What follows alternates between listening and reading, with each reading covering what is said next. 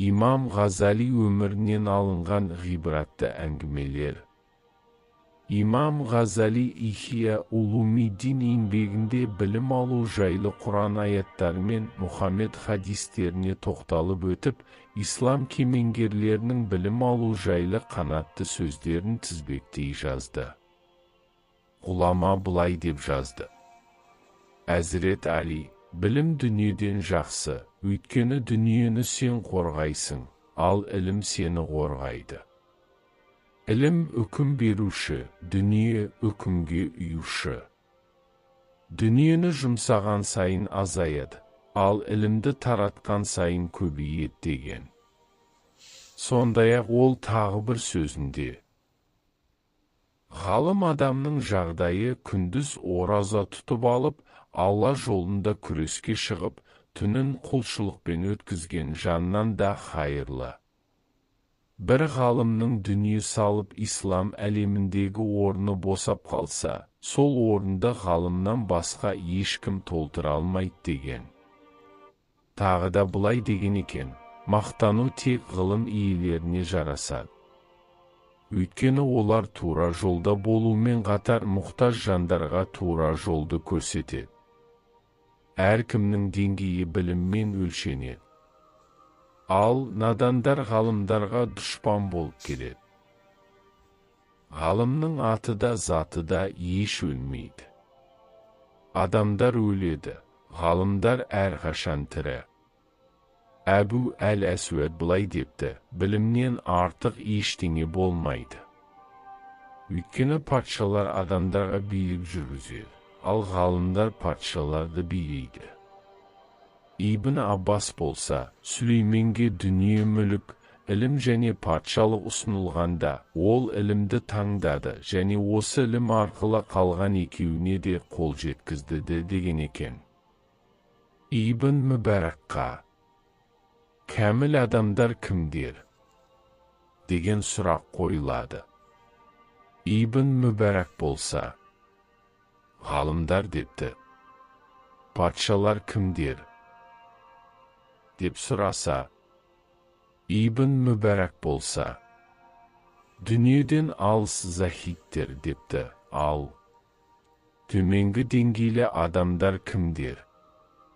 деп сұраса, Ибн Мүбәрак дін атын жамылып дүниелік пайда көздегендер деп жауап беріп, ғалымнан басқа адамдарды кәміл адам ретінде санамапты. Өйткені адамның басқа жаратылыстардан айырмашылығы оның ілімі. Адам өзге жаратылыстардан қандай қасиеттермен ерекшеленсе, кәмілдігі де сонда болмақ. Адамның басқа жаратылыстардан артықшылығы күші мен қуатында емес.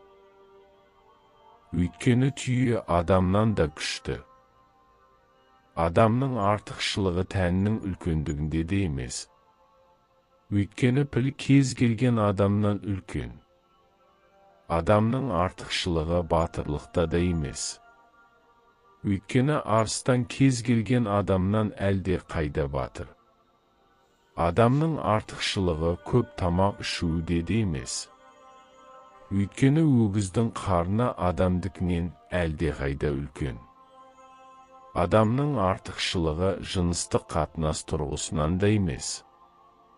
Өйткені ең кішкентай жаратылыстардың бірі болған торғайлар бұл жағынан адамнан әлдеқайда күшті. Сондықтан адам тек ілім үшін, жаратқанын тану үшін жаратылған. Кейбір ғалымдар былай депті: ілім алмаған адам не нәрсеге ие болғанын, ал ілім алған адам не нәрсеге қол жеткізгенін білсе ғой, деп өкінген екен. Тіпті бұған қатысты пайғамбар былай деген: егер біреуге Құран ілімі берілсе, кейін ол адам басқа біреуге өзінікінен де артық ілім берілді деп санаса, ол Құдай тағаланың үлкейткен нәрсесін кішірейткен болады дейді. Бұл сөз өте орынды айтылған.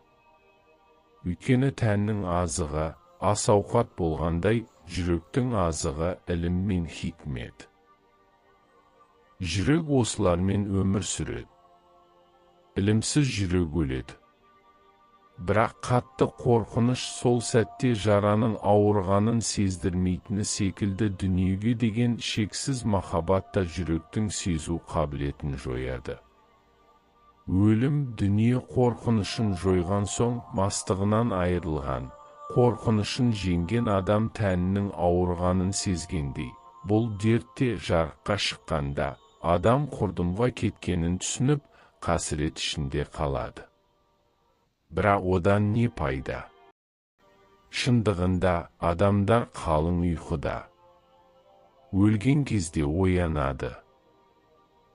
Дегендей бұл соңғы өкінішінің пайда бермесі анық. Ортадағы перде алынатын қасірет күннен жаратқанға сиынамыз. Хасан әл-Басри, ғалымдардың сиясы шейіттердің қанымен таразыға қатар қойылса, сия ауыр басады деген. Ибн Масғуд болса, ілім жоғалмай тұрған кезде оқыңдар, ізденіңдер.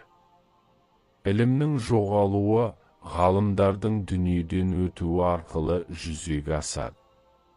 Жаным құдірет қолында болған Құдай тағаланың атымен ант етемін. Алланың жолында жан берген шынайы шейіттер ғалымдарға берілген жоғары дәрежелерді көргенде ғалым болу үшін қайтадан дүниеге келуді қалайды. Ақиқатында ешкім ғалым болып тумайды. Ілім үздіксіз ізденумен келеді деген. Ибн Аббас болса, мен үшін түннің аз ғана уақытын ілімге арнау түні бойы құлшылық еткеннен де жақсы деген. Хасан әл-Басри, уа, Раббымыз! Бізге бұл дүниеде де, ақыретте де жақсылық бер деген аятында айтылған бұл дүниедегі жақсылық, ілім мен құлшылық, ақыреттегі жақсылық, жаннат депті. Даналардың біріне, нені жинағанымыз дұрыс деген сұрақ қойылғанда ол: кеме суға батқан кезде өздеріңмен бірге қалатын қазынаны жинаңдар деген. Кеменің батуы адамның өмірден өтуін білдіреді, ал онымен бірге қалатын нәрсе ілім ғана екендігі белгілі. Зубайр ибн Әбу Бәкір, әкем Иракта маған жазған бір хатында былай деді: оқы. Өйткені ілім жоқшылығында қазына, бай болған кезіңде сенің сәнің болады деген. Лұқпан хәкімде ұлына осыған ұқсас кеңестер беріп, олым, ғалымдардың мәжілісіне барып тұр. Көктемде жаңбырмен жер бетін жап-жасыл еткен Алла алқадағы хикмет нұры арқылы мүміндердің жүрегін жарқыратады деген. Кейбір дана кісілер ғалымның өліміне теңіздегі балықтар мен көкте құстар жылайды. Оның көзі кеткенімен, оны әрдайым еске алып отырады деген. Зухри болса, ілім сөзі ер тегіндегі сөз. Оны тек шынайы ерлер мен батырлар ғана жақсы көреді депті.